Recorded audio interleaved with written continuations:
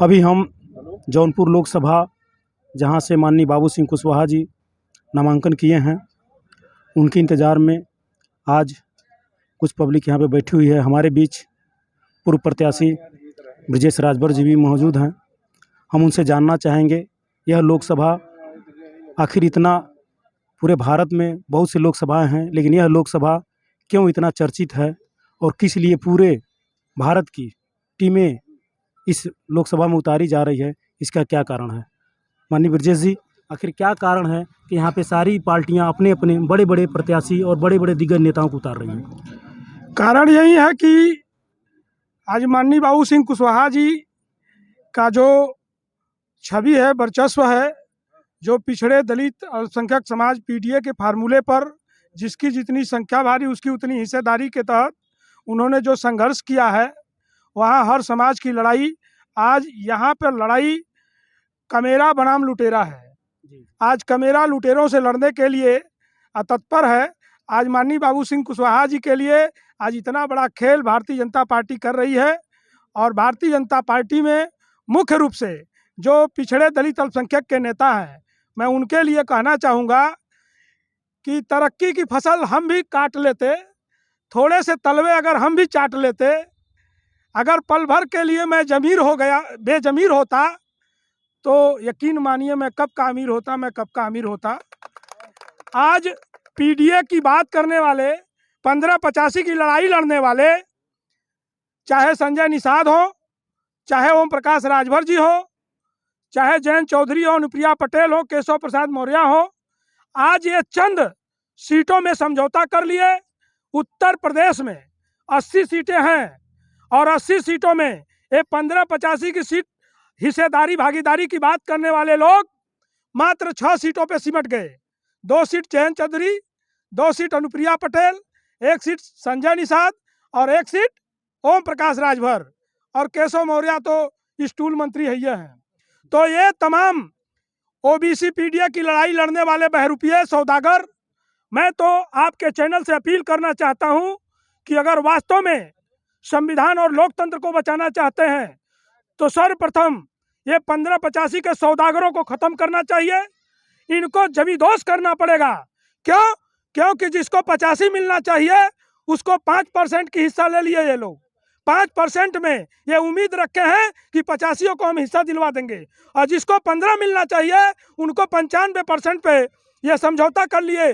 सीधे सीधे ये अपने निजी लाभ और स्वार्थ का चक्कर है, और ऐसे बहरूपियों को खदेड़ने की जरूरत है। मैं आपके चैनल के माध्यम से पूरे भारत में, पूरे उत्तर प्रदेश पूर्वांचल में सभी सम्मानित महानुभाव जो संविधान और लोकतंत्र को बचाना चाहते हैं, मैं आप लोगों से हाथ जोड़ करके अपील करना चाहता हूं कि ऐसे बहरूपियों को खदेड़ना होगा। इनको मार्किंग करिए, इनको एकजुट और संगठित होकर के पहले इनके सीटों को इनको खदेड़ने का काम करिए।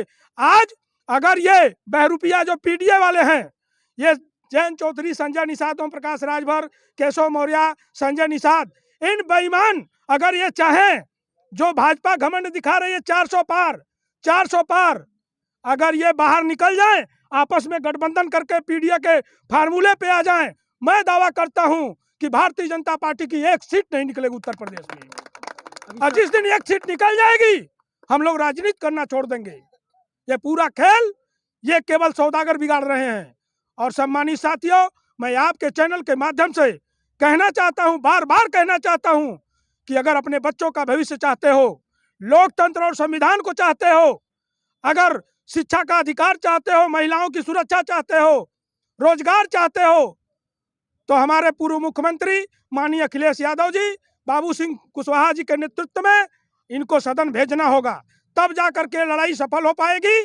और ये लड़ाई की सफलता के लिए हम लोगों को जात, धर्म, भेदभाव, ऊंच नीच का भावना छोड़ करके, दलगत विचारधारा से हट करके उन क्रांतिकारियों की तरह लड़ना होगा जिस तरह से चंद्रशेखर आजाद, भगत सिंह, सुखदेव, भगत गुरु, तमाम ऐसे क्रांतिकारी नेता लड़े थे। उससे कठिन लड़ाई है। इस लड़ाई को हल्के में मत लीजिए। अगर जीना चाहते हो, बच्चों का भविष्य चाहते हो, तो आज मुगल और अंग्रेजों से गंभीर स्थितियां बन गई है। आने वाले समय में ये लगता है कि ये अंतिम चुनाव है, इसको हल्के में मत लीजिए और आप लोगों को दलगत विचारधारा, ऊंच नीच की भावना से ऊपर उठ करके इस मिशन पे, इस लड़ाई पे लगना होगा। जी जी धन्यवाद। सर एक बात बताइए, अभी मान लिया जाए कि आप लोग जो पीडीए का नारा दे रहे हैं, ये कुछ ही लोग जानते हैं, 99% जो जनता जो गांव में रहती है वो पीडीए का मतलब नहीं जानता, इसका मतलब क्या होता है?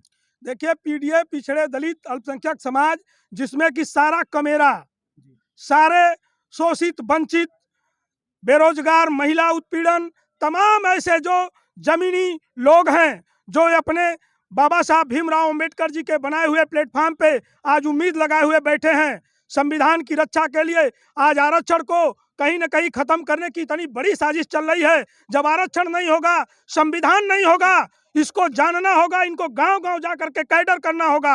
हम तो सबसे अपील करना चाहते हैं कि आप लोगों को गांव जा करके, जमीन पे जा करके, आज हम तो शाहगंज में तमाम गांव में, नौली से लेकर के तमाम ऐसे बड़े बड़े गांव में हमने जा करके देखा कि गांव की स्थितियां बड़ी बद से बदतर हो गई हैं।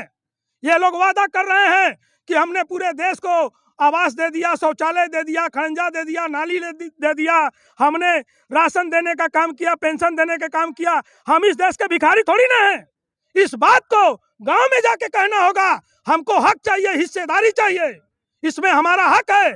हम यहाँ के भिखारी नहीं हैं, हम यहाँ के रहवासी हैं। हमको राजनीति में, हमको व्यापार में, रोजगार में, हर जगह राजनीति में हमको हिस्सा चाहिए और लड़ाई ये हिस्सेदारी की होनी चाहिए।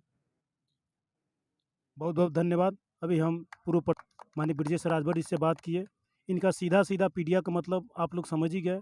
हक हिस्सेदारी जो है संपूर्ण रूप से सबको मिलना चाहिए, जातिगत जनगणना होना चाहिए।